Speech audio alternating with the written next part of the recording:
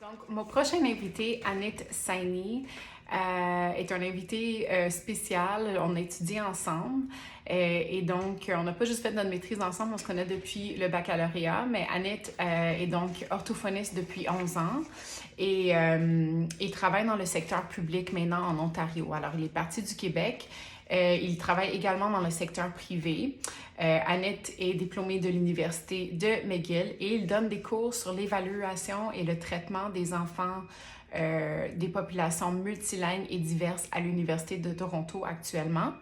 Et il continue de se concentrer sur les protocoles d'évaluation pour les enfants multilingues d'âge préscolaire. Et donc, j'invite Anit à nous parler de ses conseils à donner auprès des familles multilingues et diverses avec lesquelles il travaille. Ta chaîne No problem. No problem. Donc, the questions that we ask, we want to support the family's language. It doesn't matter what language it is. On se trouve que si on dit, if we say to parents, ben coupe une langue, that does a lot more harm to a child than good on the whole. Absolument. So if we cut off a language, I think one of my favorite quotes from McGill, it was one of our professors said, language is culture, culture is language. La langue, c'est la culture, puis la culture, c'est la langue. Si on coupe, we're limiting the social experiences of a child. And we all know that c'est le cerveau social qui contrôle l'acquisition of language. So we want to keep rich social experiences in the child's life. So that's basically the theme of what I teach, is how to keep that and how to assess that. What are the questions? On pose des questions comme, OK, in a given week, dans une semaine, dans un pourcentage, what are the languages the child hears? Oui. That's kind of a big game changer in terms of case history questions, because we never asked questions like that before. Le recherche, it tells us that si un enfant est exposé dans une semaine plus que 20% à une langue, c'est une langue valide. L'enfant est bilingue. So we're gonna assess and treat the ecology of the language environment as such, that it's a valid language. So I think that's a big deal. Puis en plus, je pense de comprendre aussi que le bilinguisme ou le multilinguisme, il y a beaucoup de définitions. Tu sais, on a des définitions papier, mais qu'est-ce que ça peut vraiment dire? Bien, ça peut dire comprendre une langue, mais pas nécessairement la maîtriser au niveau expressif. Mais il faut prendre en compte tous ces facteurs-là. Puis je pense que, comme tu disais, tu sais, la littérature, mais aussi l'expérience, nous montre bien que les enfants, en socialisant avec leur famille, avec leurs cousins, cousines, amis dans certaines langues, bien, ça apporte quelque chose à l'acquisition de la langue. Alors, c'est tous des facteurs qu'il faut considérer. Oui, j'ai eu une situation avec une mère. Elle m'a dit que le médecin a dit de couper l'arabe parce que ça va être plus facile pour l'enfant d'ajuster ici à Ontario. Pardon, ouais? J'ai dit plus facile. Plus facile. Donc, the poor mother, she didn't really speak English, so she came to see me, and with whatever language she could speak, she said that she doesn't know how to speak to her child. Là, l'enfant est présenté avec on dit red flags, mais l'enfant est présenté avec des concerns au niveau de la socialisation. Donc, I put them on the pathway for getting a developmental assessment. Dès que j'ai dit que non, maman, toi, tu peux parler en arabe avec votre enfant, chanter des chansons, discuter avec votre famille, utiliser des mots simples avec le petit. The second I said that, she started to cry because she felt like, oh, I could speak with my child. People take the word of doctors seriously. So it's up to us to maybe undo some damage pour rectifier the errors in information that they get. So that's kind of been my mission here with diverse families and teaching the new grads, is trying to include the family as a whole and their linguistic ecology as a whole. Exactement. Mais ce que je vois aussi, c'est que, tu sais, toi, tu enseignes aux nouveaux gradués. Fait que là, c'est les nouvelles, générations d'orthophonistes. Mais j'ai même peut-être des anciens collègues ou des personnes qui ont étudié il y a longtemps, qui n'ont pas nécessairement actualisé leurs connaissances, qui, OK, ils ont conscience des grandes lignes, mais encore des fois, Il y a encore des conseils, par exemple, un parent, une langue, de départager les langues pour ne pas confondre l'enfant. On voit encore beaucoup ces conseils-là. Ça peut être donné souvent, comme toi, avec un médecin, par une enseignante, un enseignant, un éducateur. Fait que c'est encore très prévalent, ces conseils-là. Puis moi aussi, j'ai cette expérience où j'ai des parents qui sont soulagés parce qu'ils n'arrivent pas à parler la langue majoritaire comme ils le feraient dans leur langue maternelle. Puis ça a certainement des impacts multifactoriels sur l'échange, the bonding between parent and child, right? It's affecting that bond.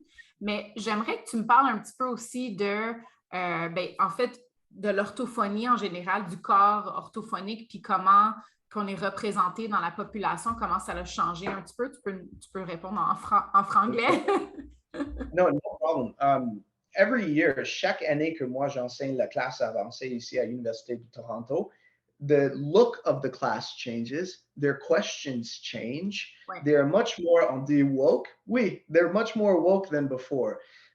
Moi, I remember when we studied together, c'était moi puis one of the other students, Farah, we did a petition against the Canadian government because during protests, they would use acoustic weapons. They would damage the hearing of our population that was protesting. And of course, comme orthophoniste, we're supposed to protect le système de communication d'un être humain. We're supposed to protect that. So we protested that. And c'était radical. It was radical. And I remember that some people liked it and some people didn't sign it. And the university was a little bit scared of what we were doing. But now the new grads are taking up interest in the use of pronouns with children. L'utilisation des pronoms avec les enfants. Parce que leur identité de genre, du sexe, c'est, we don't know. Kids are discovering it. Students in graduate classes now are taking up issue with how we pathologize people, ableism, right? Oui. Moi, je sais pas le mot en français. C'est comment? Ableism en français? Je ne sais pas, en fait, j'ai cherché ce mot longtemps pour en parler parce que, justement, mais attends, je veux juste rajouter un petit point. Je pense que les orthophonistes qui sont plus sur les réseaux sociaux, qui sont plus actifs dans la vie en ligne, sont aussi plus aptes et plus woke, comme tu dis, pas juste les plus jeunes qui graduent, mais je pense que ceux qui ont déjà fait leurs études depuis longtemps vont être dans ces sujets et vont être plus instruits à ces sujets-là et vouloir aussi passer ces informations à leurs clients puis avoir des pratiques plus différenciées de ce point de vue. Mais c'est sinon, juste. On a difficulté à avoir accès à ces informations-là puis à connaître des pratiques qui sont plus inclusives, par exemple pour les autistes. C'est plus la même chose, là. On a tellement évolué dans les dernières années, dans les 10-11 dernières années. Oui. Comme une question typique aux cliniques, c'est OK, do you say un enfant avec un trouble du spectre de l'autisme, or do we say an autistic child? Oui, exactement. It depends on the family, right? Is it identity first or the person first and then the pathology? So students nowadays, ils posent des questions comme ça, and that's really good. It shows that they're thinking. And not only that, the teachers nowadays are receptive to these questions. Right. And as a profession, we are changing the way we pathologize communication disorders. And I think that's a big deal. Communication, it's an intimate thing. It has a lot.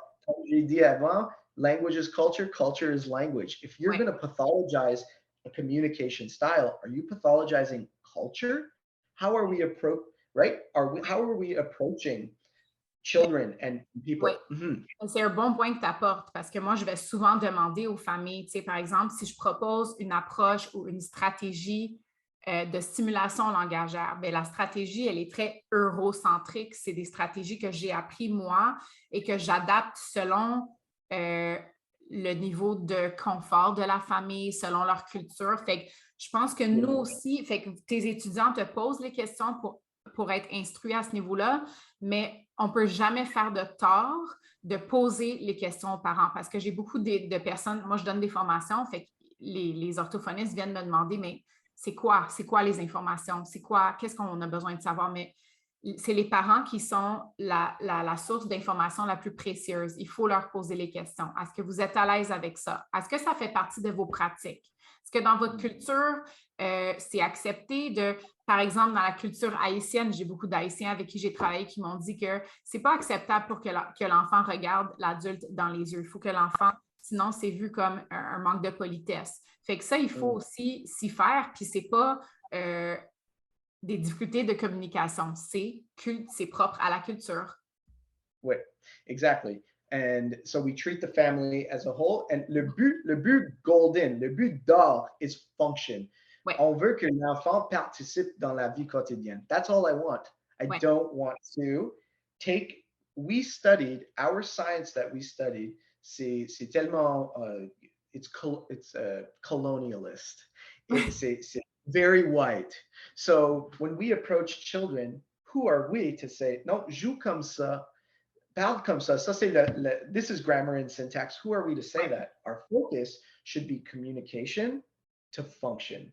Ouais. So this is the overall goal of my practice, what I try to teach, and what I try to live every day. We do it every day with our friends as well. We don't judge our friends, right? We support their function.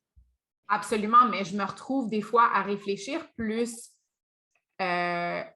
like I'm thinking about it more outwardly. Quand je dis des choses, maintenant je suis comme, ah non, c'est ça, c'est mon point de vue à moi, ou c'est dans nos situations sociales aussi, avec nos collègues, avec les parents, en tout cas, dans toutes les situations, on y pense beaucoup plus maintenant d'être conscient de l'autre personne, puis pas trop dans nos têtes à nous. Puis Bon exemple, Mel, bon exemple, c'est le règle, c'est le recherche pour le screen time. Oui. Donc, le recherche récente se dit que screen time, avant 2 ans, 0 heure de screen time par jour. Après 2 ans, 1 heure. Ben, quand même avec un adulte pour faire un like, share it like a book. L'interaction, oui. Ouais. Mais est-ce que is it feasible? Est-ce que c'est la réalité pour beaucoup de parents? Non. Donc, so my role is to add that little bit of flair to treat the family holistically. So what I would say is, look, this is the science. This is what the science is telling us. But moi, je say that you're very busy. I get it. You're a single parent. You have 2 kids. You got to do paperwork. You got to do dishes. Do your best. How can I support you? Here are ideas with activities that you can occupy your children with that don't involve screens. Oui, exactement. Right? Here are activities you can do pendant la douche, pendant souper, dîner. Here are activities you can do during those times that will occupy your children. I can print things. I can laminate things. We're looking at these activities different, and we're letting families live their lives the best that they can instead of pathologizing and telling, oh, we removed the power structure. Hiérarchie, là, we removed it. Oui, on essaye. C'est pas encore, on n'a pas encore enlevé cette hiérarchie. Elle est encore très forte, je trouve, dans le domaine. Je pense que nos corps, comme l'OAC, Orthophonie Audiologie Canada, les autres professionnels, ils font des efforts vers déconstruire cette structure, cette hiérarchie qui cause justement des stéréotypes qui vont marginaliser justement certains de nos clients. En fait, maintenant, on a la loi 96 qui va peut-être passer ici. Je ne sais pas si tu es au courant, puis ça fait un petit bout que tu es en Ontario, qui imposerait aux familles immigrantes d'apprendre le français à l'intérieur de 6 mois. Ça veut dire qu'après 6 mois, ils n'auraient pas accès dans le système public, le système de la santé, ils n'auront plus accès à un interprète après 6 mois. Fait qu'on a encore beaucoup de travail à faire. J'ai déménagé en Ontario à cause des lois au Québec parce que, I don't know if you remember, moi, je porte un turban souvent. Oui, je t'ai rarement vu sans ton turban. J'étais surprise de trouver comme ça ce matin. Mes cheveux comme Messi, comme ça, c'est un new style. But 2011, je pense, c'était quand le gouvernement de Québec, ils ont proposé that you weren't allowed in a public space avec un hijab, turban ou n'importe quel symbole religieux. Right. Donc, that's one of the reasons why I left Quebec. I was like, I can't work here comfortably. You know what I'm saying? Yeah. So I think as clinicians, we also have to be, of course, we have to have politics in mind. And I think new grads, and yes, like you were saying, clinicians that are well seasoned, who are online and watching this stuff, they also want to participate in the good of our field, and they will organize to protest this thing when possible. Ouais. And one of the things that I say to my colleagues is vote appropriately, vote with your heart, but vote appropriately, vote for more services for our families, and services that aren't going to cut families from each other, and the services that they need to adjust. Oui, mais c'est sûr. Tout ce sujet-là de multilinguisme, on rentre dans beaucoup de la politique, puis des fois, on se sent comme les mains liées. Qu'est-ce que nous, on peut faire? Mais c'est sûr que des changements qu'on peut déjà apporter dans notre pratique, dans notre posture, dans notre langage, dans nos attentes, tout ça, déconstruire un peu tout ça pour le rebâtir, comme tu disais, d'une façon holistique avec les familles. Je pense que c'est vraiment, c'est là qu'on est en ce moment. Even something simple, like dans un cas d'histoire, something simple like a sentence that says what the doctor told them. I will write that. I will write, le médecin a dit de éliminer anglais à cause de, éliminer d'arabe à cause de yada, yada, yada. I will write that. C'est important. It's very important. And then I will say, this clinician recommended to keep speaking Arabic in the home for such and such reasons. I will write that. It's so important to be honest about what is happening. I understand il y a un comportement professionnel, on doit garder, moi je sais. Mais it's also important to reveal the truth and support these families at a niveau systemique. So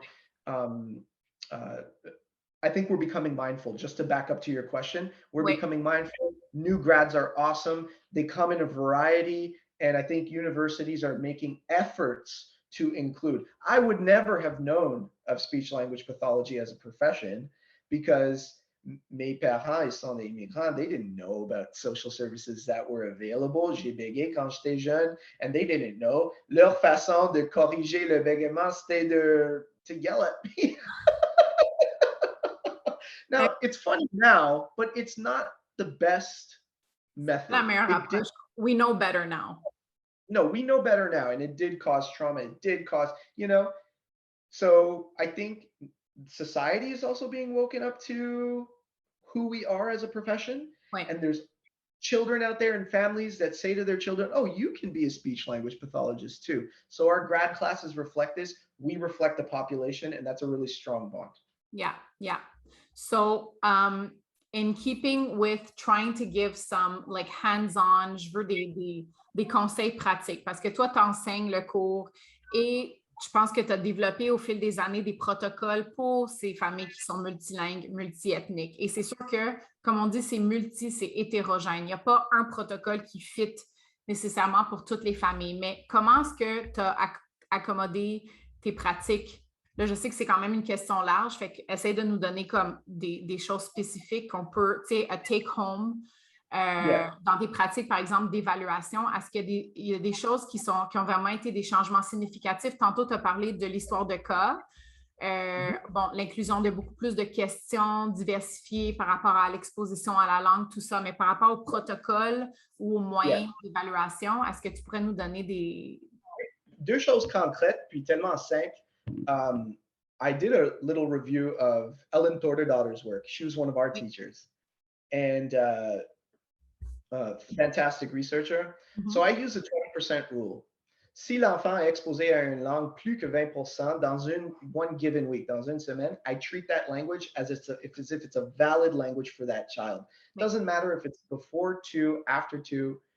I just kind of take a sense of how much of that language that child hears, and if it's more than 20%,